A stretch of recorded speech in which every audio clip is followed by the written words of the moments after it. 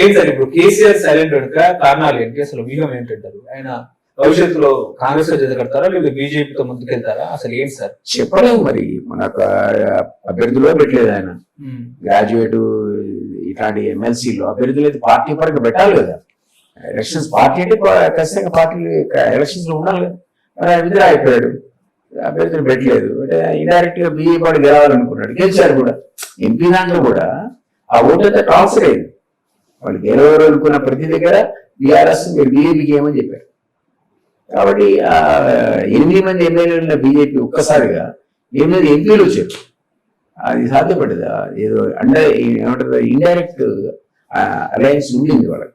So ఆ విధంగా వాళ్ళు ఉండుంటే చెప్పలేము మనం. Can't say this a possibility that they emerge అంటే they may work in alliance. Local బాడీకి వచ్చే వరకు మనకి తేటతెల్ల అయింది, ఇద్దరు కలిసి అలయన్స్ లో పనిచేస్తున్నారా లేదా. భవిష్యత్తులో కాంగ్రెస్ లో పనిచేస్తారా మరి? కాంగ్రెస్ ఆయన వస్తాడు, రావులని 100% గీత చెప్పలేము. ఎందుకంటే గతంలో యూపీఏ 1 లో తెలంగాణ రెవల్యూషన్ డిబేట్ అయినప్పుడు అంశం చేరినప్పుడు ఆయన యూపీఏ 1 లో మంత్రి కదా. ఇక్కడ 6 మంత్రులు ఉన్నారు కాంగ్రెస్, రాజశేఖర రెడ్డి గవర్నమెంట్. సో ఏది రూల్ చేయలేము. బీఆర్ఎస్ అనేది ఎట్లాంటి పార్టీ ఉంటే అవకాశం ఉంటే కాంగ్రెస్ తో పోతుంది, అవకాశం ఉంటే బీజేపీతో పోతుంది. 2 ఆప్షన్స్ ఓపెన్. ఇప్పుడు మాకు లేదు, మీకు బీజేపీతో పెట్టుకోలేదు, బీజేపీ మాతో పెట్టుకోలేదు. ఎందుకంటే సైద్ధాంతిక వైరుధ్యం ఉన్నటువంటి పార్టీ. బీఆర్ఎస్ కి ఫ్లెక్సిబుల్ వాడు, ఎప్పుడంటే అప్పుడు ఏంటంటే పోతారు.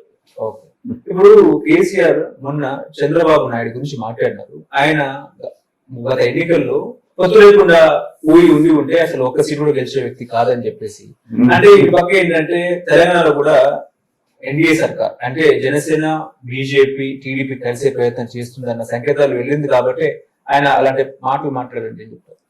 ఉండొచ్చు, పాసిబిలిటీ ఇస్ దేర్. ఉందా? అవకాశం ఉంటుంది. TDP, BJP and Janasena and other మన టిఆర్ఎస్ కూడా వాళ్ళతో సేల్ అయ్యేటువంటి ఛాన్స్ అయితే ఉంది. బట్ టీడీపీకి బీఆర్ఎస్ కి పొసగదు.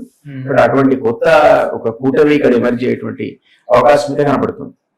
వ్యాక్యూమ్ ఉంది ఖమ్మం, నల్గొండ ప్రాంతాల్లో అభిమానులు ఇంకా ఉన్నారు. వాళ్ళు సాలిడ్ గా మేము ఉన్నామంటే లాస్ట్ ఎలక్షన్స్ లో రేవంత్ రెడ్డి గారికి మరి లాభం చేయడానికి ఏంటో తెలియదు కానీ గురు శిష్యులు అంటారు కదా, ఆయన అసలు పోలీగా ఒప్పుకోదు ఇక్కడ టీడీపీ.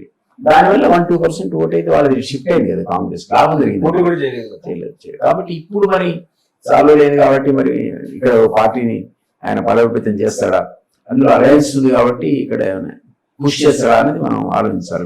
నేను కూడా విన్నా వాళ్ళు ఇద్దరు జనసేన అండ్ టీడీపీ కలిసి ఇక్కడ పుష్ చేస్తారు. కొత్తగా పార్టీ యాక్టివిటీని ఇంకా ఎక్కువ కన్సాలిడేట్ చేస్తారని నేను విన్నాను చెప్పినట్టు.